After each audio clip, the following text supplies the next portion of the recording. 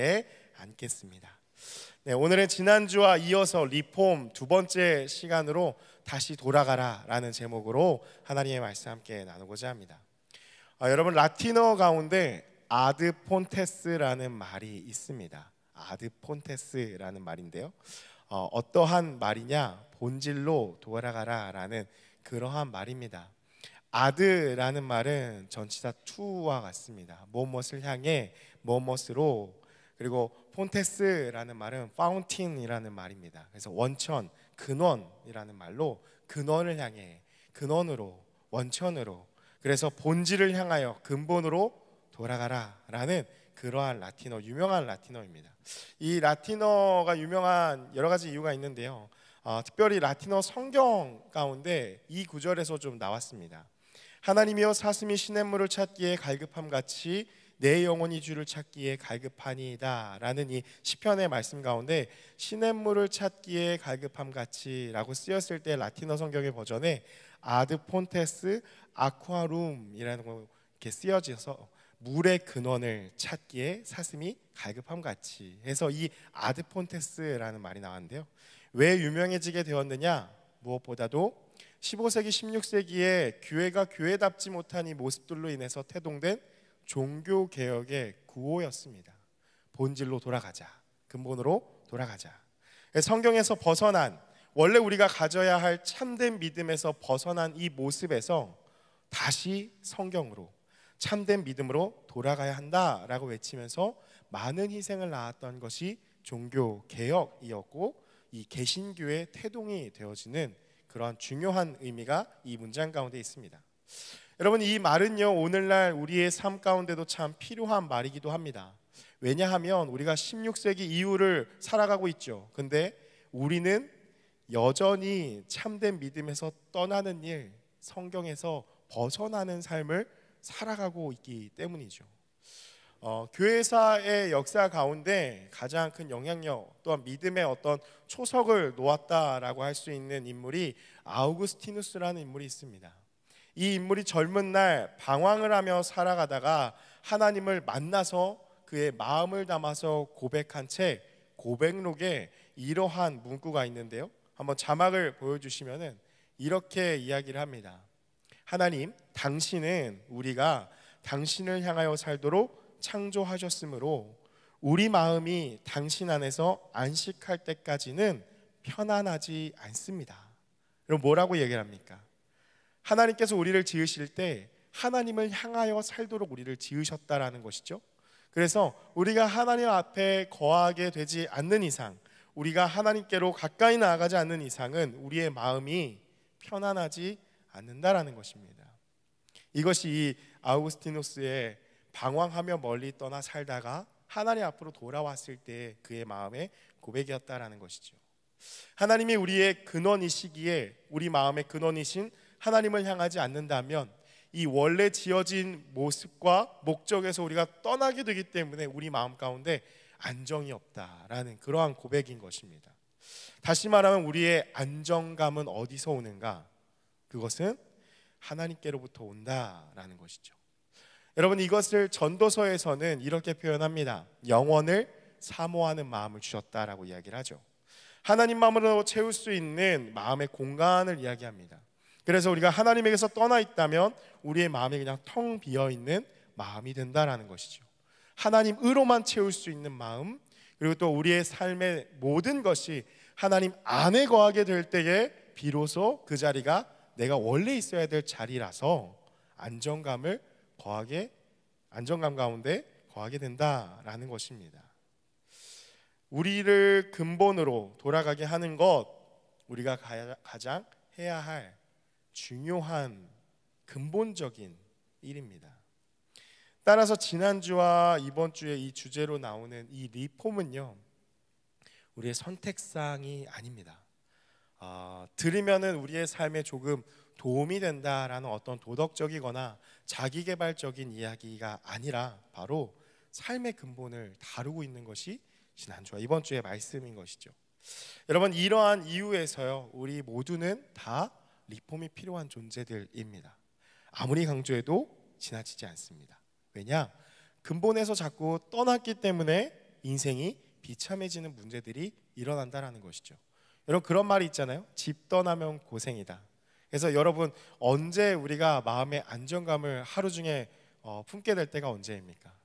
나의 안락한 그 침대, 내가 항상 있어야 할 그곳에 우리가 딱 눕게 됐을 때, 아, 이제 비로소 모든 긴장감이 풀리며 편안하다라고 느낄 수 있게 되는 것이죠. 여러분, 마찬가지로 우리의 영혼의 안식처는 어디 있냐? 그 하나님의 품에 우리가 거하게 될 때 비로소 우리의 모든 삶의 긴장감을 다 풀어지면서 편안하다 느낄 수 있는 곳, 바로 우리의 집은 그 하나님의 품, 바로 그 근원으로 우리가 돌아가야 한다라는 것입니다. 어떻게 그러면 우리가 리폼을 할 수 있는가? 오늘은 이 두 번째 시간으로 우리에게 주시는 말씀을 함께 듣기 원합니다. 오늘의 본문인 이 느헤미야는요, 에스라서, 에스더서와 더불어서 이 바벨론 포로기 이후에 쓰여진 서신입니다. 이스라엘 공동체가 어떻게 살아갔는지를 잘 나타내주는 그런 말씀 중에 하나인 것이죠. 특히 이 느헤미야서는요, 에스라와 함께 이 바벨론 포로 이후에 무너진 이 이스라엘 공동체를 어떻게 세우는가, 어떻게 세워지는가를 잘 나타낸 모습입니다. 느헤미야는 크게 두 부분으로 갈리는데요, 1장부터 7장까지, 8장부터 13장까지. 그래서 1장부터 7장은 이제 완전히 바벨론 포로 이후에 70년간의 포로 생활이었으니까 그 이후에 고향으로 돌아왔는데 모든 성이 다 무너져 있는 것이죠. 그래서 그 성벽을 재건하는 그러한 일들이 1장부터 7장까지 나타납니다. 그 성벽을 재건한 다음에 8장, 오늘에 읽었던 우리 말씀 8장에서부터 어떠한 일이 일어나는가?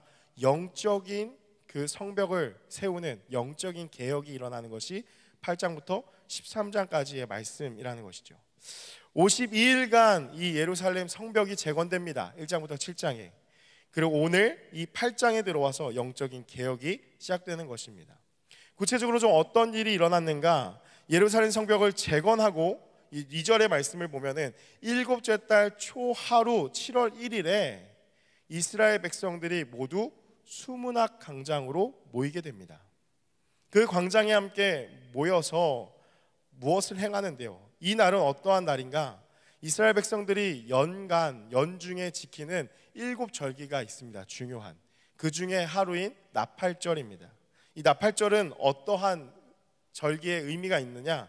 7월 10일이 또한 중요한 절기인 대속죄일이 있는데 그 대속죄일을 앞두고 회개의 나팔을 불면서 이제 대속죄일을 앞두고 있으니 회개의 준비를 하고 대속죄일을 향하여서 그 마음을 계속해서 하나님 앞에 드릴 수 있는 그러한 준비를 하는 날이 이 나팔절입니다. 그날 이스라엘 백성 모두가 함께 모였다라는 것이죠. 그리고 에스라가 이제 나무 강단에 서서 책을 펴게 될 때에 모든 백성이 그 자리 가운데 일제히 일어나서 하나님을 경외하는 마음으로 일어나서 에스라가 하나님을 찬송할 때에 백성들이 아멘, 아멘 하며 화답하면서 그 말씀을 들었다라는 것이 이 8장 1절부터 기록된 내용입니다. 그래서 우리가 예배 때 왜 함께 일어나서 말씀을 읽는가? 그 근거가 여기에 있습니다, 여러분. 함께 일어나서 하나님의 말씀을, 하나님을 경외하는 마음으로 외치고 함께 들었다라는 것이죠. 지금 느헤미야에 나타난 이 이야기의 흐름을 한번 우리가 생각해 보면요, 1장부터 7장 그리고 8장에 이어서 이 흐름을 우리가 생각해 보면, 지난 시간에 여러분 혹시 생각나십니까? 히스기야가 왕이 되자마자 그 원년에 어떤 일들을 행하였는가를 한번 생각해 봤을 때, 아하스, 그 아버지 아하스가 굳게 성문을 닫아 놓았죠. 그 문을 히스기야가 세워진 그 원년에 왕이 되자마자 그 문을 열고 그 문을 수리하고, 그리고 제사장과 레위 사람들을 다 불러 모아다가 그들의 정체성을 회복시키죠. 방황했던 그들을 불러다가 다시 한번 성결케 하고, 그리고 나서 한 일이 이 성전 안에 있는 모든 우상들을, 이 더러운 것들을 다 없애면서 깨끗하게 했던 일들이 일어났다라는 것을 우리가 함께 나누었죠. 여러분, 오늘 여기서도 이 리폼의 흐름이 같습니다. 어떻죠? 1장부터 7장까지 바깥쪽에서부터 안쪽으로 들어오는 것이죠. 이 예루살렘의 성벽을 다 재건하는 것입니다. 그리고 나서 이 수문학 광장에 이스라엘 백성들이 함께 모여서 하는 일이 무엇이었냐? 하나님의 율법책 말씀을 피고 함께 나누었다라는 것이죠. 사랑하는 여러분, 그런 말씀을 한번 나눈 적이 있습니다. 믿음에 대한 오해인데요. 이런 마음이 중요하다고 말하는 자들이 있죠. 에이, 마음이 중요하지 뭐 어떤 그런 모습이 중요한가? 마음만 있으면 돼라고 생각하는 거죠. 여러분, 근데 오해가 있습니다. 물론 마음이 중요합니다. 그런데 사람은요, 마음이 있으면 말과 행동도 따라가게 되어 있습니다. 몸과 마음이 분리될 수 없다라는 거죠. 그래서 한번 그렇게 제가 어떤 교수님이 그런 표현을 쓴 거 보고서 정말 맞는 표현에 대해서 강력하게 제가 말씀드린 한 가지 표현이 있었죠. 몸과 마음이 분리되어지면 어떠한 증상인 거죠? 정신분열증에 걸린 것이죠. 몸과 마음이 분리되어지면 큰 문제가 나는 것입니다. 근데 몸과 마음이 분리되어진 이 신앙의 태도가 우리 가운데 있다면 영적인 정신분열증에 걸려있다라는 것이죠. 여러분, 그래서 이것을 중요하게 생각해야 됩니다. 왜 그러냐? 사람은 마음이 있으면 몸도 갑니다. 여러분, 좋아하는 사람이 있으면 눈이 자꾸 거기에 머물죠. 사랑하는 사람이 있으면 내 마음에 자꾸 기웁니다. 사랑하는 마음이 있으면 자꾸 말 한마디 더 하고 싶고 이야기 안 하고 싶고 관심이 가는 것, 그것이 이 몸과 마음이 분리할 수 없는 우리의 삶이라는 것입니다. 야고보서에서도 이야기를 하죠. 행함이 없는 믿음은 그 자체가 죽은 것이다. 행함으로 구원을 받는다라는 그것이 아니라 믿는다면 행함이 따라올 수밖에 없다. 믿음은 행동을 수반한다라는 것이 이 야고보서의 내용인 것이죠. 그래서 그 믿음이 있다면 우리의 말과 행동, 태도와 몸가짐에도 영향이 있다라는 것입니다. 반대로 말과 행동, 태도와 몸가짐이 우리의 마음에도 영향을 준다라는 것이죠. 그래서 이 몸과 마음을 분리해서 자꾸 생각해야 되는 이러한 태도에서 우리가 좀 벗어날 필요가 있다라는 것이죠. 왜냐하면 몸과 마음이 상호작용하는 것이기 때문에 결코 반대로 행동할 수 없습니다. 내가 정말 싫어하는 사람 앞에서 억지로 웃을 수가 없습니다. 가만히 있으면 계속 찡그리게 되는 것이죠. 그것이 우리의 나타나는 몸의 자연스러운 반응인 것이죠. 여러분, 리폼을 위해서는 이 말씀을 우리가 볼 때 어떻게 우리가 생각해야 되느냐? 마음만 품으면 되는 것이 아니라는 것입니다. 리폼을 하기 위해서는 그냥 마음만 있으면 되지, 결단만 하면 되지, 결심하면 돼, 이러한 것이 아니라 지난주에 나눴던 것처럼 마음의 문을 열었다면 다시는 그 마음이 닫혀지지 않도록 수리를 해야 되는 것이고, 그리고 적극적으로 정체성을 회복하고 그 안에 있는 더러운 것들을 다 버리는 작업들이 같이 일어나야 한다는 것이죠. 예배의 자리로 나오는 것입니다. 하나님을 집중적으로 선포하는 자리, 성경 공부로, 수련회로 나오는 것이죠. 그래서 함께 그 모험을 이끌고 나와서 하나님의 말씀 앞에 나아가는 것, 머뭇머뭇하고 멈춰 있다면 그냥 그대로 무너지는 하루를 살아갈 수밖에 없다라는 것입니다. 그래서 이 마음과 몸을 분리할 수 없다라는 것을 우리가 기억해 볼 때에, 여러분, 그래서 우리 예배 인도하시는 우리 성현 집사님도 그렇고 저도 그렇고 계속해서 찬양할 때 여러분에게 인도를 하잖아요. 여러분, 우리 같이 손을 들어 찬양합시다. 손뼉을 치며 찬양합시다. 하나님 앞에 부르짖읍시다. 이렇게 기도합시다. 인도를 하잖아요. 여러분, 이 의미가 되게 중요합니다.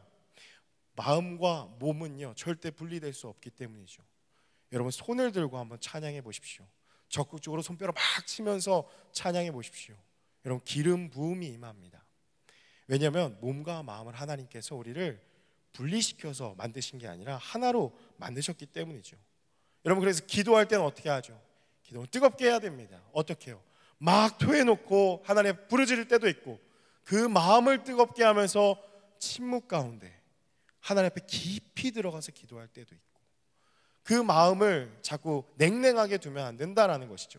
그래서 찬양할 때도 그렇고 기도할 때도 그렇고 우리의 마음만 있으면 돼, 이게 아니라 우리의 몸이 함께 가야 하는 것, 그것이 오늘 리폼 가운데 또한 중요한 우리가 봐야 될 포인트라는 것입니다. 오늘 본격적으로 어떠한 일이 일어나는가?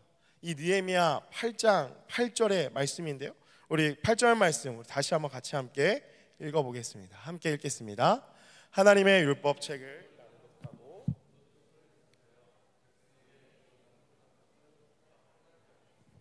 아멘. 함께 모여서 하나님의 말씀을 공부하는 것이죠. 하나님의 율법책을 낭독하고 그냥 낭독한 것을 끝난 것이 아니라 그 뜻을 해석했다고 이야기를 합니다. 그 낭독하는 것을 다 깨닫게 했다라는 거죠. 여러분, 성경 공부했다라는 것입니다. 그냥 성경 펴서 율법책에 이렇게 있습니다 하고 읽고 끝난 것이 아니라 이 70년간의 포로 생활이잖아요. 아람어가 익숙한 사람들, 히브리어가 익숙하지 않은 사람들, 레위 사람들과 제사장들이 그 에스라가 펴서 읽을 때 그냥 읽고 끝난 것이 아니라 통역도 해주고 깨닫게 해주고 이 말씀이 어떤 의미인지를 계속해서 그 말씀 앞에 설 수 있도록, 다시 말하면 수련했다라는 것입니다. 근데 어느 시간, 얼마나 동안 이 성경 공부하지 아세요? 앞에 3절의 말씀, 뭐 4절 말씀 이렇게 보면요, 뭐라고 얘기를 하냐면 그 새벽부터 정오까지라고 표현이 되어 있습니다. 못해도 6시간입니다. 6시간 동안 어떻게 해요? 일제히 일어서서 6시간 동안 하나님의 말씀 앞에 말씀을 선포하고 그 말씀이 어떤 뜻인지를 듣고 함께 공부하고, 이 작업들이 계속해서 일어났다라는 것이죠. 여러분, 이 백성들의 태도가 어떠했냐면요, 주의 깊게 봐야 할 이 표현 한 가지가 있는데 뭐라고 나타나냐면, 모든 백성이 이 긴 시간 동안 그 율법책에 귀를 기울였다라고 이야기를 합니다. 원어로 이 구절을 직역하면 어떤 말이냐면, 이 율법책에 백성들의 귀가 어떻게 해요? 달라붙어 있었다라는 뜻입니다. 이게 원어의 뜻이에요. 그 율법책에 모든 백성들의 귀가 어떻게 해요? 달라붙어 있었다. 하나님의 말씀이 그냥 달라붙어 있다라는 거죠. 여러분, 어떠할 때 그러한 표현을 우리가 쓸 수 있습니까? 그러한 거 아닐까요? 정말 사랑에 빠졌을 때 와, 눈에서 꿀 떨어지네 라고 하는 그런 표현을 쓰잖아요. 못 떼잖아요, 눈을. 특별히 너무 귀엽고 그 귀여운 이렇게 아기들이 있으면요, 저희도 이제 아기가 함께 나오죠. 우리 로아라는 너무 귀여운 아기 있는데 눈을 못 떼겠어요. 계속 집중하게 되고 무슨 말 하는지 듣게 되고. 여러분, 그 사랑에 빠져 있는 그러한 모습들이 바로 이스라엘 백성들의 모습이었다라는 것입니다. 하나님의 말씀에 깊이 완전 빠져서 그것을 사모하게 되고 바라보게 되는 그러한 모습이 바로 오늘 나타난 이 모습이라는 것이죠. 여러분, 어제부터 함께 갔다 와서 수련회를 기획하고 있는데요, 여러분, 수련회 프로그램을 뭐 해야겠습니까? 답이 나왔죠, 여러분. 6시간 동안 우리는 일어서서 말씀 가운데 나아가는 것입니다. 여러분, 기대하는 마음으로 함께 오시면 좋을 것 같아요. 네. 또 이렇게 겁먹지 마시고 재밌는 프로그램 많이 준비해 놨으니까. 여러분, 그러한 모습들이 이제 이스라엘 백성들의 마음이었는데, 우리가 또 한 가지 생각해 볼 수 있는 것은, 우리가 아까 아드폰테스가 종교개혁 때 일어난 일이라고 했잖아요. 여러분, 종교개혁 때 가장 중요한 베이스가 무엇이었을까? 제일 첫 번째 5대 강령이 있는데 가장 중요하게 먼저 첫 번째 강령이 있습니다. 무엇이냐면 솔라 스크립투라입니다. 다시 오직 성경으로만 이라는, 이것이 가장 첫 번째 강령입니다. 왜 그렇습니까? 중세 이 가톨릭 교회에 성경과 더불어서 교회의 전승, 어떤 전통, 그러한 전례들이, 이러한 교리들이 발전하게 되었죠. 그러다 보니까 문제점이 뭐였냐면, 성경에서 나오지 않은, 말하고 있지 않은 그냥 전통, 이렇게 해왔기 때문에 이러한 전통들이 성경에 근거하지 않은 비본질적인 것들이 마치 본질인 것처럼 너무나 많은 것들이 있었기 때문에 일어난 것이 이 종교개혁이죠.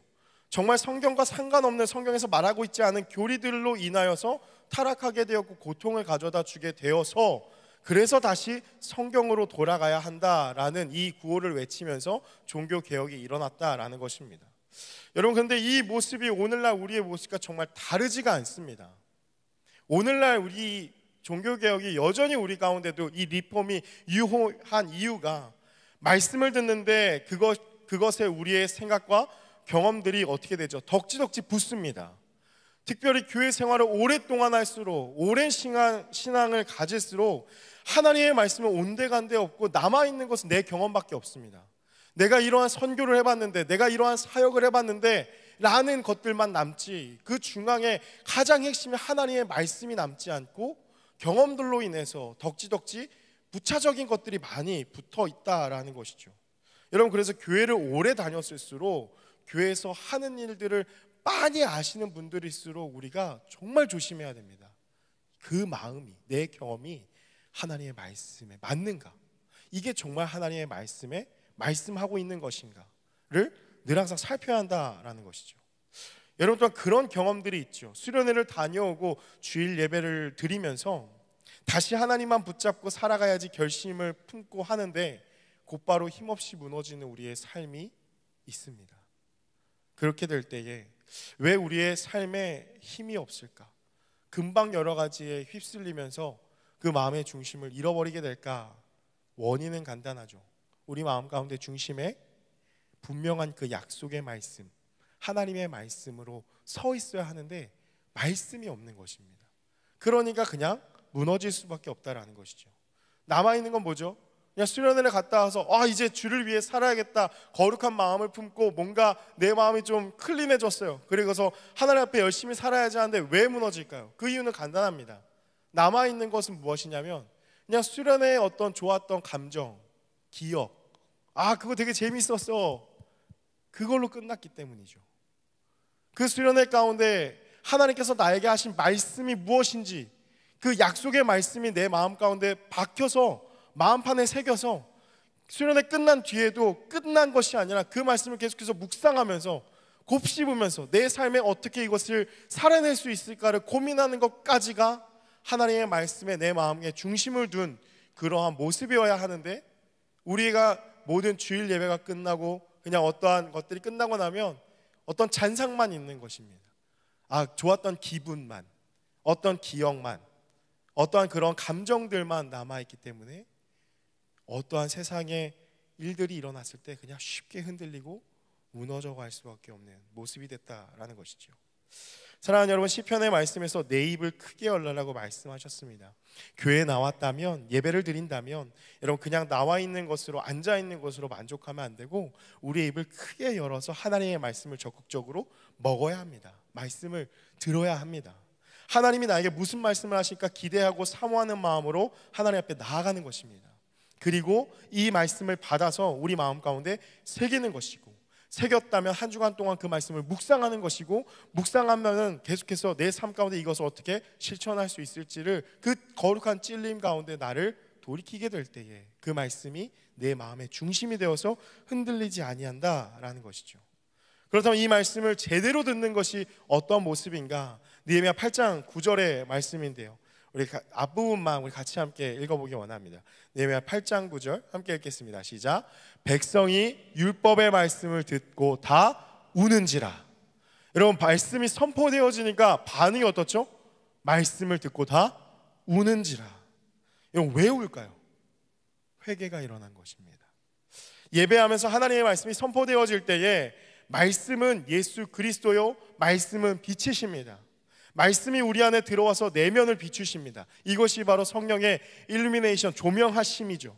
하나님의 그 말씀에 조명하심이 있다면 죄를 비추시고 드러내게 하십니다. 그래야지 무엇이 속된 것이고 정한 것인지를 알아서 더러운 것들을 버리게 되는 것이죠. 더러운 것에 대해서 거부 반응이 들게 됩니다. 예전에는 내가 이 철쭉 같은 놈아 이러면서 막 욕을 달고 살았다면 이 거룩한 마음이 들어올 때 예전에는 괜찮았는데 이 마음 가운데 거부 반응이 막 생기는 것이죠. 하나님이 싫어하실 것 같아 라는 이 거룩한 마음이 생겨서 이것을 버려버리게 되네. 그래서 그런 마음이 솟구치게 되는 것, 그것으로 끝이 아니라 죄를 비운 그 자리에 하나님의 말씀으로 가득해지는 것, 그것이 성령 하나님이 우리 안에 행하시는 역사라는 것입니다.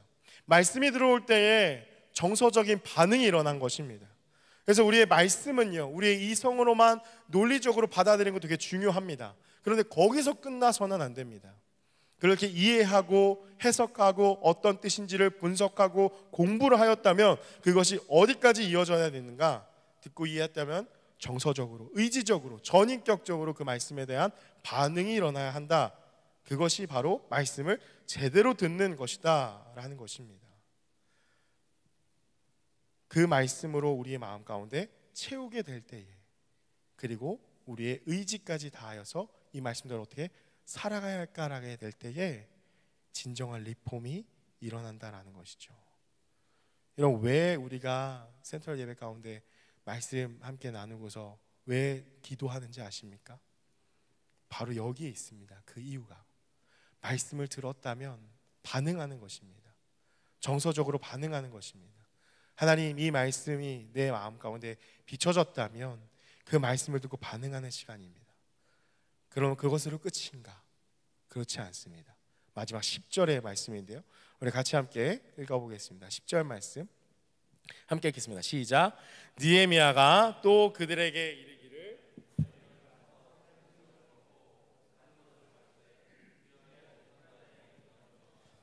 이날은 우리 주의 성일이니 근심하지 말라. 여호와로 인하여 기뻐하는 것이 너희의 힘이니라 하고. 여러분, 어떤 모습이 또 나타납니까? 먹고 마시고 함께 나누면서 사랑하는 기쁨의 축제의 시간이 펼쳐진다라는 것입니다. 여러분, 이것이 회개한 신자의 삶에 나타나는 반응입니다. 하나님의 말씀을 우리 마음 가운데에 성령 하나님께서 비춰주신다면 더러운 것들을 버리게 됩니다. 그래서 회개가 일어나고 그냥 울고 그 감정에 어떤 카타르시스를 느끼고 끝나는 것이 아니라 그것을 경험하고 하나님 앞에 나아가게 될 때에 내 모든 것들을 다 토해내게 됩니다. 그리고 나서 하나님, 내가 하나님의 말씀대로만 살아가겠습니다 라는 거룩한 다짐이 일어나고 말씀대로 살아가는 것이 무엇인지를 내 삶 가운데 구체적으로 적용하게 되어지고, 그리고 나서 우리 마음 가운데 찾아오는 그 다음 현상이 무엇이냐? 기쁨인 것입니다. 그래서 여러분, 진짜 하나님을 만나고 난 그 예배 수련회 그 이후에는 하나님이 주신 알 수 없는 미소가 띄어집니다. 그리고 집으로 돌아가는 그 발걸음이 공허한 것이 아니라 주님과 함께 동행하면서 하나님, 이 말씀을 어떻게 내가 살아낼 수 있을까요? 고민하고 기도하고 우리 삶 가운데 적용하게 되는 것, 그것이 바로 리폼한 모습이라는 것이죠. 죄를 슬퍼하고 회개한 자는 하나님의 용서하심을 경험하게 됩니다. 하나님과의 관계가 회복됨으로 말미암아 경험되는 은혜와 사랑이 있고 그것으로 인해서 진정한 기쁨을 맛보는 것입니다. 어떤 모습이냐? 생기가 돌게 됩니다. 살아나는 것입니다. 서로 사랑하는 모습이 일어나고 말씀 가운데 나타나잖아요. 준비하지 못한 자에게는 나누어 주라. 단 것과 마실 것 나누어 주라. 이웃을 사랑하게 되는 그런 마음들이 일어나고, 그리고 함께 공동체를 이루어가는 모습. 여러분, 이 모습을 바로 부흥이라고 합니다. 부흥이라는 단어는요, 원래 하야라는 그러한 단어예요. 그 하야라는 단어의 뜻이 바로 살다, 일어나다 라는 뜻입니다. 그 부흥은 숫자가 많아지는 게 부흥이 아니에요. 물론 한편으로 볼 수 있는 것이죠. 왜냐? 살아나니까, 일어나니까 숫자도 더해지는 거죠. 살아나는 사람들이 그만큼 풍성해지는 것이죠. 그러나 근본적인 뜻은 무엇이냐? 살아나는 것입니다. 하나님이 원래 만드신 우리의 모습은 바로 이러한 생기가 도는 모습이라는 것입니다. 살아있는 모습이에요. 팔딱팔딱 뛰는 그 생선과 같이 살아있는 그러한 모습이 바로 하나님이 우리를 원래 지으신 모습이라는 것입니다. 우울해져 있고 침체되어 있고 다운되어 있는 것이 아니라 원래 하나님이 만드신 그 모습 그대로로 리폼되어지는 것, 그것 회복하는 것, 영적으로 건강해지는 것, 그것이 바로 부흥인 것이죠. 여러분, 이스라엘 백성들이 말씀을 들은 곳에 우리가 집중해야 되는데요, 여러분, 어디서 말씀을 들었다고 1절에 나타나냐? 수문학 광장입니다. 예루살렘에 여러 문이 있습니다. 그 중에 한 문이 수문입니다. 말 그대로 워터게이트입니다. 왜냐? 그 옆에 기온샘이라는 그 샘이 있는데 그 샘에서 몇백만 리터의 물이 솟구쳐 오릅니다. 그것이 예루살렘에 사는 이스라엘 백성들의 식수로 공급되어져서 물이 흐르는 문, 수문입니다. 그 앞 광장에서 모여서 회개의 운동이 일어났다는 것이죠. 여러분, 영적으로 이 의미가 있습니다. 왜 하필 수문일까요? 하나님의 성령의 역사가 그곳 가운데 솟구치게 일어난 것입니다. 하나님의 말씀이 선포되어질 때 우리 안에 일어나는 현상은 살아나는 것입니다. 하나님의 말씀이 우리 마음 가운데 새겨진다면 다시 한번 살아나게 되고 하나님을 예배하게 되고 찬양하게 되고, 그것이 나의 마음 가운데 기쁨을 주고 알 수 없는 그 기쁨의 미소가 띄어지는 것, 그것이 바로 회개함으로 하나님 앞에 다시 한번 일어났을 때 반응하게 되는 우리의 반응이고, 원래 우리가 회복해야 될 모습, 리폼해야 될 모습이라는 것이죠. 이스라엘 백성들이 수문학 광장에서 바로 하나님의 말씀을 들었을 때에 마음 가운데 성령의 이 생수의 강이 흘러넘쳐서 무너져갔던 모든 것들이 다시 살아났다라는 것입니다. 사랑하는 여러분, 말씀을 마무리합니다. 여러분, 우리의 인생은 결코 처음으로 다시 되돌리는 리셋은 할 수 없습니다. 인생 2회차라는 것은 없습니다. 여러분, 태어난 연도가 다 다르잖아요. 태어났다면 우리는 계속해서 어딜 향해 가고 있습니까? 죽음을 향해 가고 있는 것입니다. 근데 여러분, 한 가지 속지 말아야 될 거, 어제 리더 교육하면서도 그런 말씀 나눴는데요, 죽음이요 멀리 있지 않습니다. 여러분, 세상이 속이는 그 메시지를 자꾸 우리가 귀 기울이고 속으면 안 됩니다. 의료과학 기술의 발전으로 인해서 이제 기대 수명이 120살이라고 자꾸 이야기를 하잖아요. 그러니까 우리는 은연중에 나는 20대니까 30대니까 이야, 이 지긋지긋한 인생 앞으로 8, 90년 더 살아가야 돼? 라고 생각할 수 있다는 거예요. 그러니까 자꾸 믿음을 저버리게 되죠. 왜 그렇죠? 아니, 나중에도 믿으면 되는데, 야, 100년이라는 인생이 더 있는데, 야, 지금 이러고 해봤자 뭐 지금 실컷 놀다가 나중에 한 8, 90대 돼서 그때부터 믿으면 되지. 여러분, 이게 속는 것입니다. 언제 죽을 줄 알고요. 죽음은 바로 우리 코앞에 맞닿아 있는 것이 죽음입니다. 이것을 잊어버리시면 안 됩니다. 왜냐? 성경은 우리가 천년만년 살 것이라고 얘기하고 있지 않기 때문이죠. 인생의 연수가 70이요 강건하면 80이다. 언제 죽을지 모르는 너의 인생 다시 리셋할 수도 없다. 그렇다면 하나님이 오늘 우리에게 원하시는 것은 무엇이냐? 리폼입니다. 다시 우리가 원래 있어야 할 그 자리로 돌아가라는 것입니다. 왜냐하면 거기에 생명력이 있기 때문입니다. 거기에서 다시 살아나기 때문입니다. 거기에서 우리의 무너졌던 모든 마음들이, 세상에서 조롱당하고 마음이 무너졌던 모든 우울감들이 그곳으로 돌아가야지만이 다시 살아나기 때문에 성경은 계속해서 우리에게 말씀하는 것입니다. 다시 그 자리로 돌아가라. 근본으로 돌아가야 거기에 기쁨이 있다. 예수께로 가야 합니다. 그 예수가 곧 길이요 진리요 생명이시기 때문입니다. 생수의 근원 되시는 그 예수님께로 나아가서 성령의 능력으로 우리의 모든 무너진 삶에서 일어나 그 영원한 기쁨 가운데 거하는 저와 여러분이 되기를 주님의 이름으로 축복합니다.